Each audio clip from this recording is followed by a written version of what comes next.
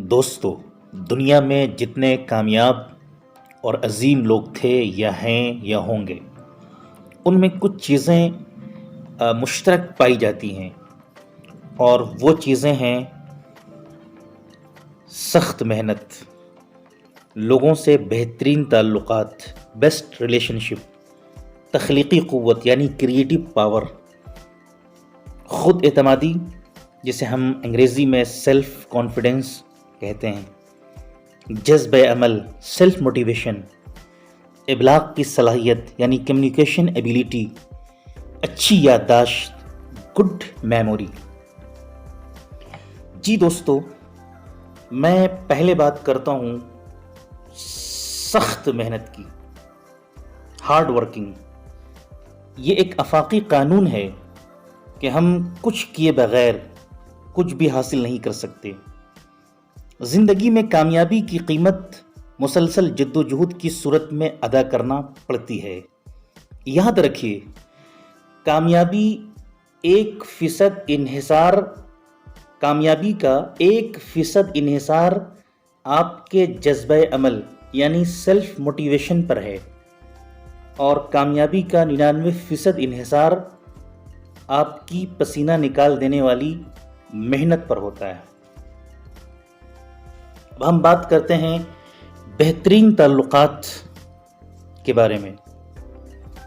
اس زندگی میں کوئی شخص بھی کسی سے تعلق قائم کیے بغیر نہیں رہ سکتا۔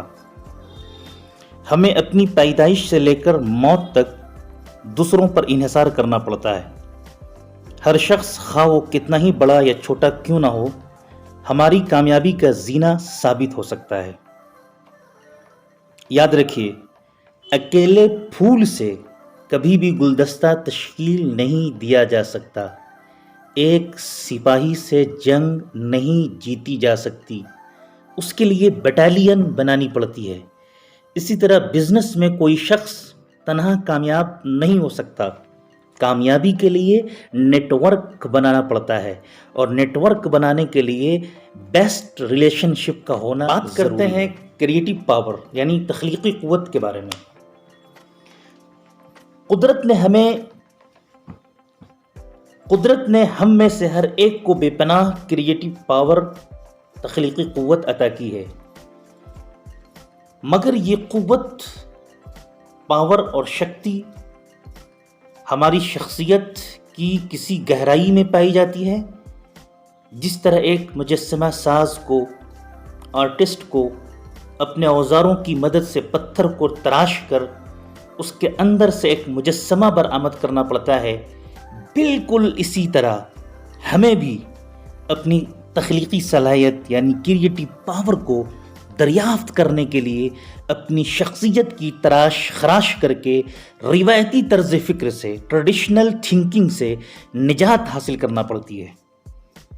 یہ اصول یاد رکھیے، اگر آپ وہی کچھ کرتے رہیں گے جو آپ اب بھی کر رہے ہیں، تو آپ وہی کچھ حاصل کر پائیں گے جو آپ اس وقت حاصل کر رہے ہیں۔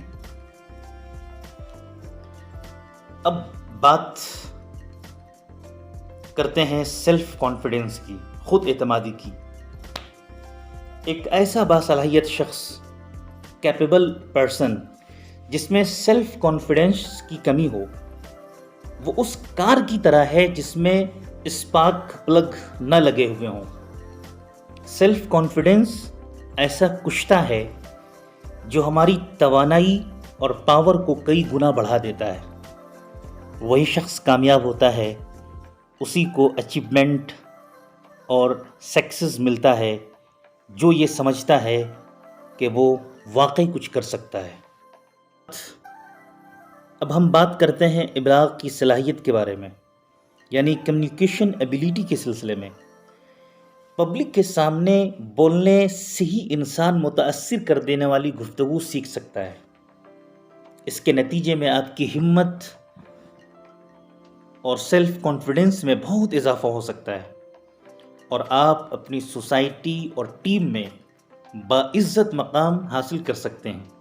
اس کے نتیجے میں آپ کی گفتگو ایک زندہ گفتگو بن جاتی ہے، اور آپ کی گفتگو میں دوسروں کے لیے دلچسپی کا سامان پیدا ہو جاتا ہے، اور آپ کے پاس دوسروں کو قائل کرنے کی صلاحیت پیدا ہو جاتی ہے۔ ایک شاعر نے کہا ہے کہ بنو گے خسروِ اقلیم دل شیریں زباں ہو کر، جہاں گیری کرے گی یہ ادا نور جہاں ہو کر۔ یاد رکھیے، شیریں زبان شخص ہی لوگوں کے دلوں پر حکومت کرتے ہیں، راج کرتے ہیں۔